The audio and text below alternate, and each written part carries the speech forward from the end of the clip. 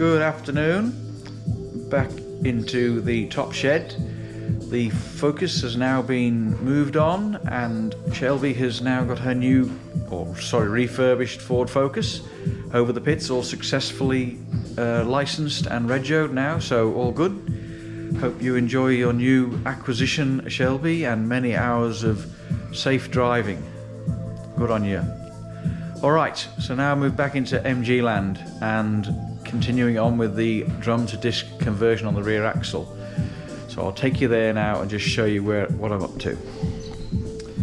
So obviously the discs, calipers are on and the discs are all done, and I've had the caliper bracket machine now, so now I've got near enough equal gap on either side of the disc.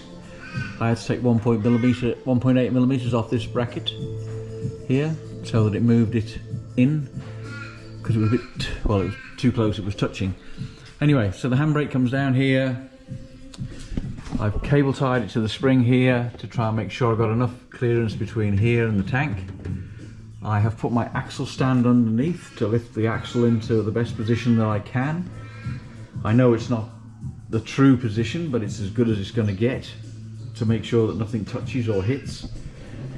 I'll move on to my little picture of joy here, this little connection here. So I've had trouble with these two this time, this one and this one both leaking.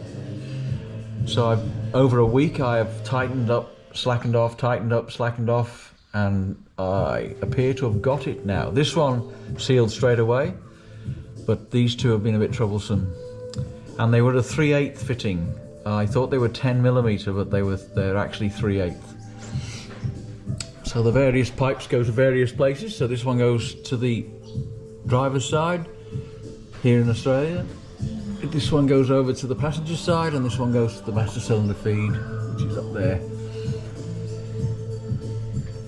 Alright, my other little bit of fun was this. So this bracket, so I rivet nutted these here to here, and getting the nut on the top of this one here, if you can see my finger here, is quite interesting, because the bracket has a little finger on it that stops you getting the spanner on. So what I did was I adjusted the handbrake by tightening, loosening this off, tightening this up till the handbrake got tight, then I backed this one off here a couple of turns, moved this one up to the face, and then tightened this one up to that one rather than trying to tighten this one up. Same with the bottom. This one's a bit easier to get to. Yeah, so I tightened it up, then I backed it off a couple of turns, tightened this up, and then tightened that up to this one. And then, yeah. If you understand that, makes it a lot easier. You could always take the prop shaft off, but I was trying to avoid doing that. So my other problem was the handbrake cables hitting the prop shaft. So I've had to tie that off to the battery box to keep them out of the way. So I've lifted them into position and they have got plenty of clearance now. Alright, so that's that. And this is the near side, passenger side, here in West Australian land. So that's that all done. Same deal with this. I've tied it off to the spring here, put a mounting bracket on the axle here, and then cable tied this to this to keep it all in place, so it's all neat and tidy and away from the exhaust, etc. When the wheels go on and the car's dropped, obviously it lifts it away from the exhaust because the axle goes up. Alright, so that's that. So just so you can see that bracket there, and then over the top, and then over here. So I'm just hoping all these flexes can take the flex that they are going to take. So there you go. So hopefully you can see where everything goes. Relatively straightforward. My biggest issue has been getting this alignment here correct, and these two, or yeah, those two unions leaking on that one. But anyway, that's sorted out now. Alright, so I'll drop old Millie back onto the floor again now, and then I will bleed the brakes with a pressure fed system. So I find the vacuum system not the best, we'll go with that.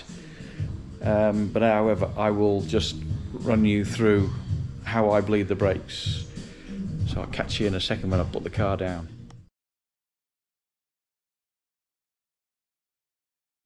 So this is the setup that I'm going to use. So this is a pressure fed system. Just got it off Fleabay. Nothing too fancy, nothing spectacular. The only thing that I had to do was the fitting that it comes with, I think I've shown you in a previous video, right, doesn't fit the MG, right? So what I had to do was I machined up a ring to go in here with a quarter thread in it, quarter NPT thread in it, sorry. And then I fastened that into there and I sealed it on there with a bit of my Toyota Black. So now I'll fit this onto the master cylinder, and then I'll attach this, and I'll pump this up, and then I will show you where I'm at with that when I've done that bit. So I've now put the cap on the top of the master cylinder with the connection. I put a rag underneath because on a couple of occasions it hasn't sealed perfectly and it's dripped, and then I've had to clean it up afterwards. I've got this pressure set on nothing, okay, so it's leaked. Anyway, it was set on 10. I wouldn't go any higher than that because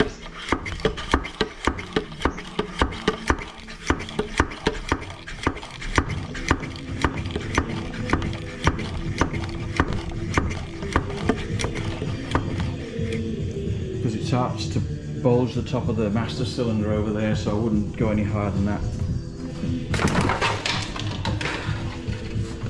And I get here and I've got a 10mm spanner on there and a pipe going into the fluid at the side there, and then hopefully half a turn. Bit of air came out of there, and then just tighten it up.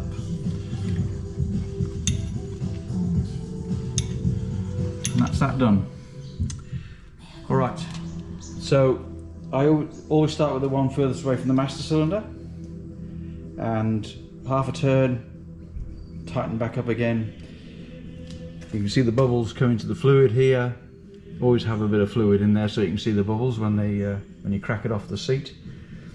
And then that's it, as simple and straightforward as that. And then you just work your way around to the next one, and then the front left, and then the driver's side, or the right hand side front, is always the last one nearest the master cylinder. Alright, I'm not going to put you through the pain of watching me do all that, but there we go. And then always put the caps back on the bleed nipples when you've finished. Alright, should be it. Alright, thank you very much for the subscriptions, thank you very much for comments. Back into MG land again now, so I've got a couple more jobs to do on this car, and then I'm going to bring Rose back up again, and I've got to change the front subframe on that one because it's got a left-hand drive front subframe on.